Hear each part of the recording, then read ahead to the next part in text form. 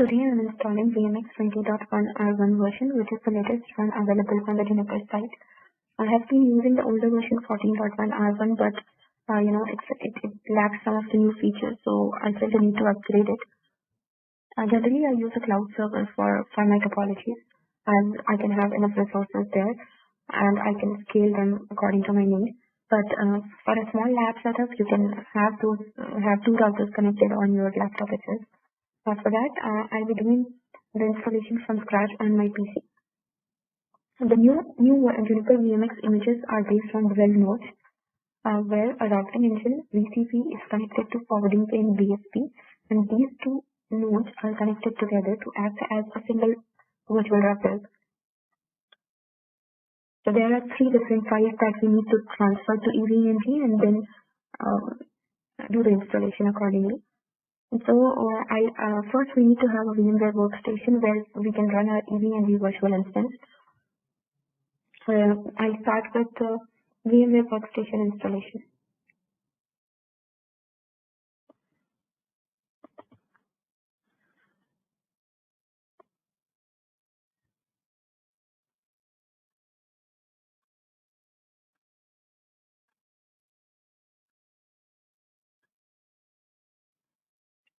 This complete installation will take another 20 or 30 minutes. So let's start.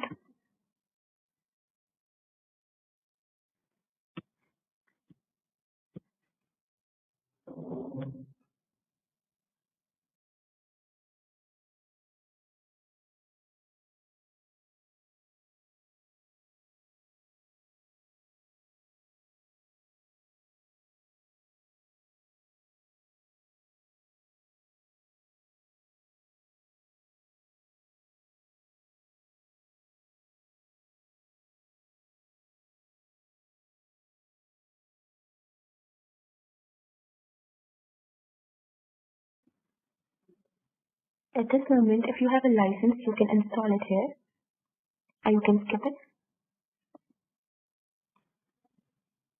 VMware gives you an option of 30 days free trial, so you can opt for it.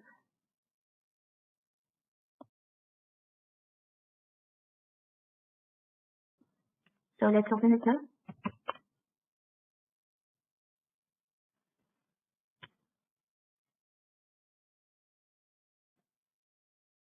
So you get three options here to create a new virtual machine, open a virtual machine, or connect to a remote server. So we need to have an EVNG community file or EVNG tool file on your PC, and then you can open this machine by this action.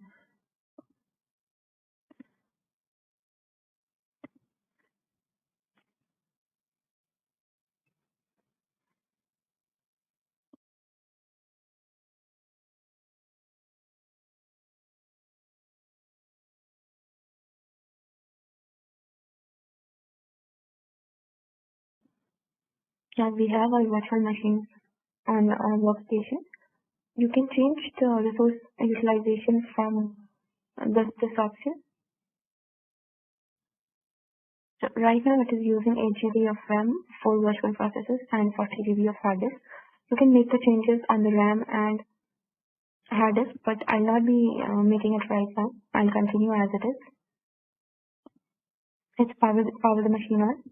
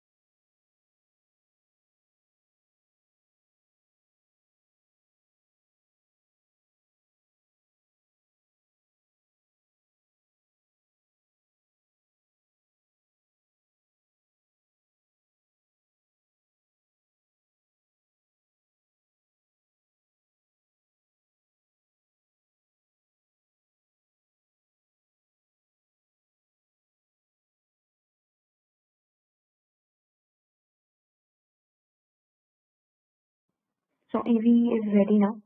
We have got this IP 192.168.43.184. This IP is used to have the topologies and file transfer to this EV machine. So the initial login name is root and the password is EVE. You can change the password at this window if you want.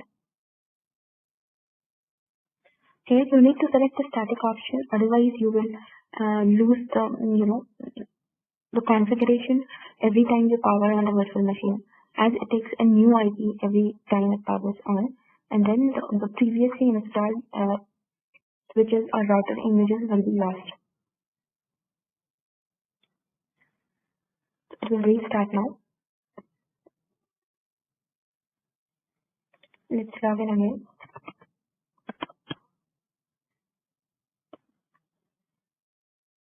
So let's start with the vMX installation now. We'll make a directory ABC where we can transfer the vMX bundle.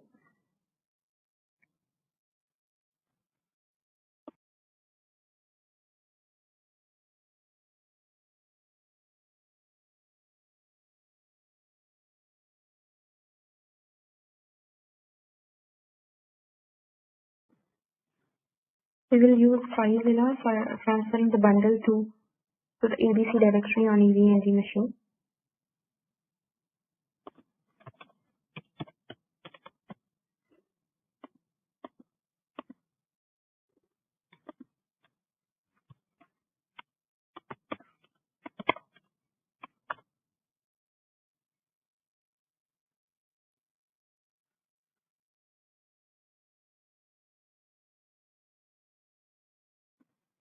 This is the directory that we have just created. Let's push the bundle here.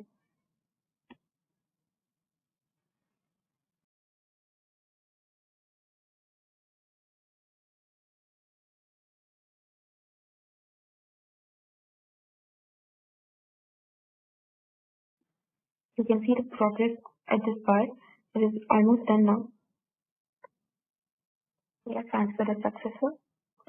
So this file that we have got here is a bundle file, a zip file.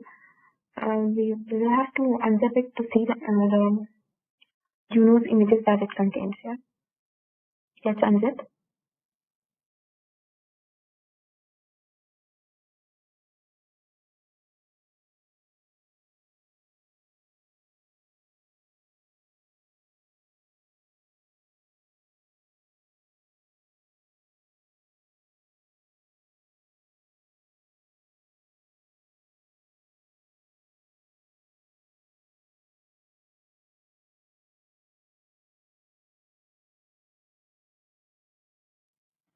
Here it might take 2 to 5 minutes to unzip all the contents the bundle has.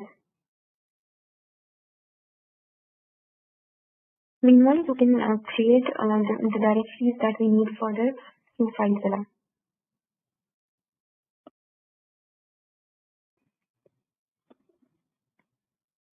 Right now, we are at this step. We are unzipping the contents of VMX bundle. After that, we need to create a folder where we can transfer the routing engine file VCP. So we are going to use this folder at this location, OPT Unit Lab add-ons.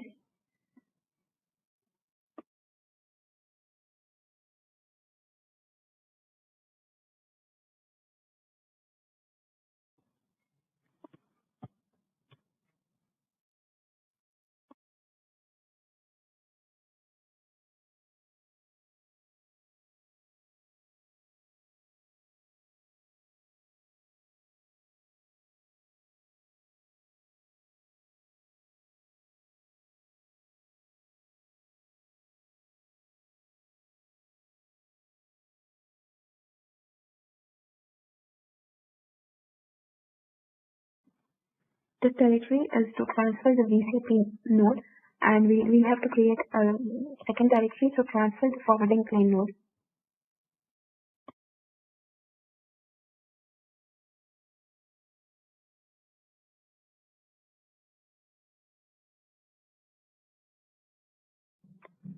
Now we have the directories ready, and I guess the bundle would have answered so far.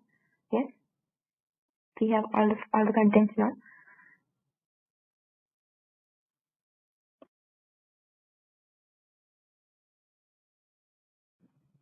Let's copy the required files to their specific folder.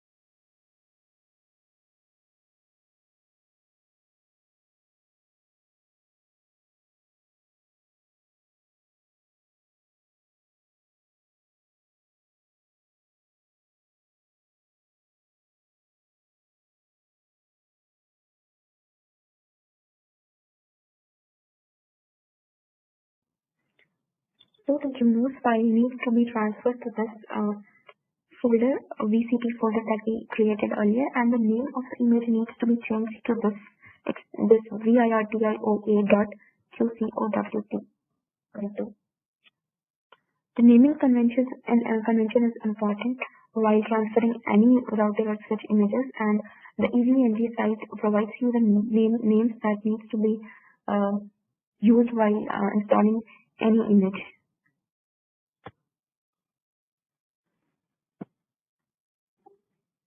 Let's transfer the second required image for routing engine now.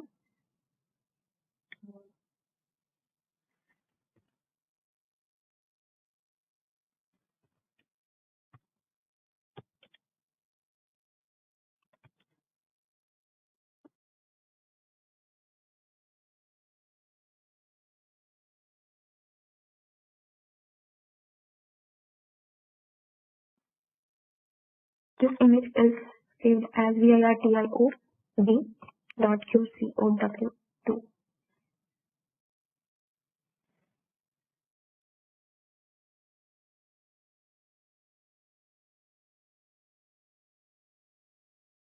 We still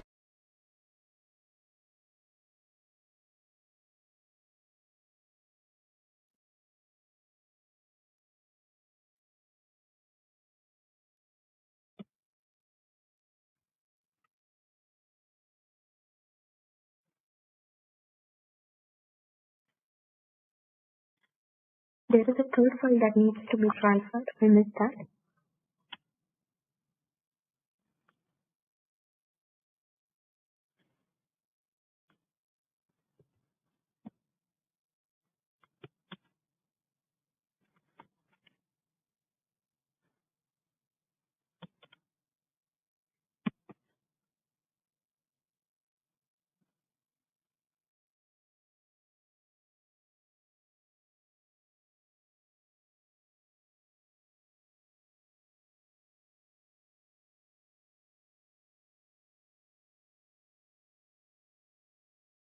The name of the file is saved as virtioc.qcow2.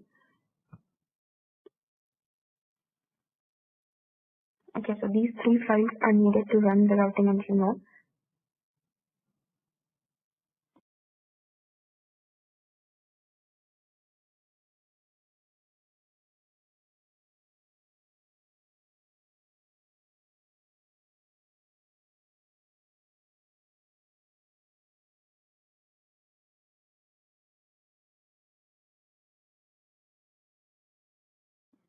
The name of the image is virtioa.qcow2.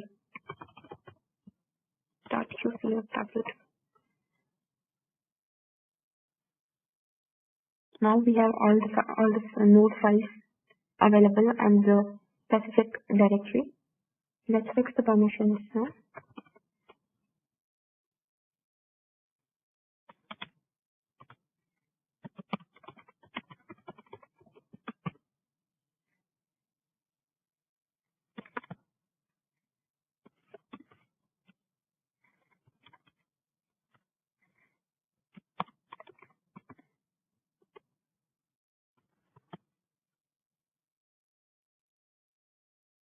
You can remove the ABC directory now, which was temporary.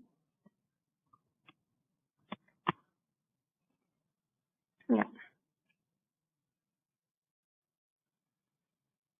Now we can access the EV machine through SCTP from our web browser and see if the nodes are available there.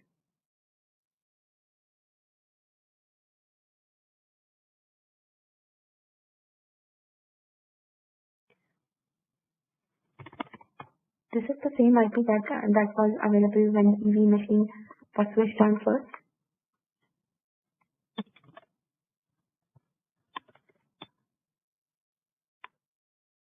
The username is admin and the password is EVE for the first time login.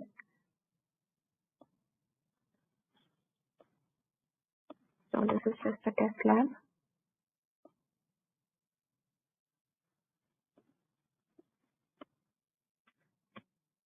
Yeah, so these blue files are the nodes which are available on EV machine. You have other options as well here, like Viptela, vManage, VMware, vCenter, VMware NSX, but they are grayed out because we do not have the images available for those.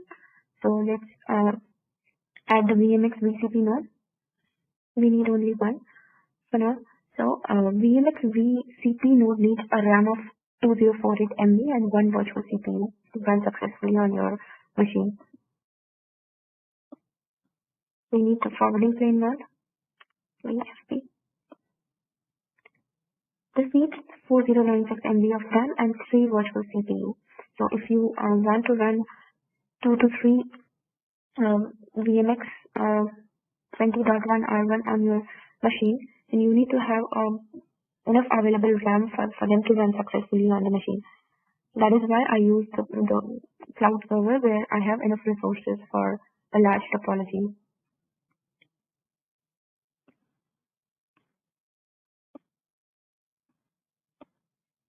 So these two nodes need to be connected using EM1 interface, which is for internal purpose. Power remote.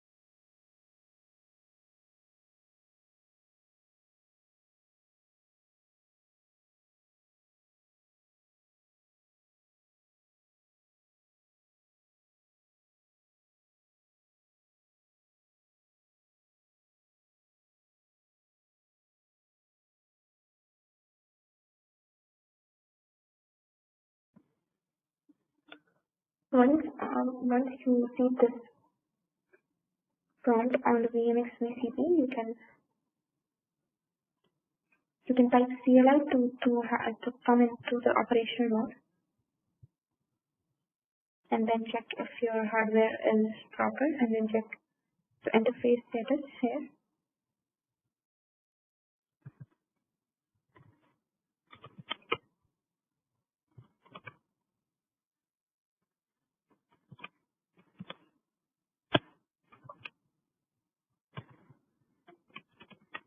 Before commenting anything, you need to set the root password.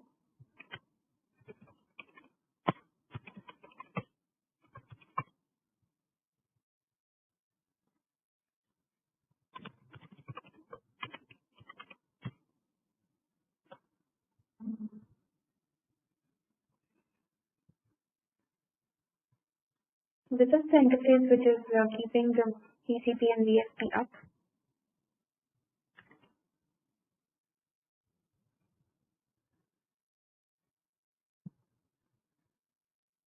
That's it for now. We are good to configure and start with the lab.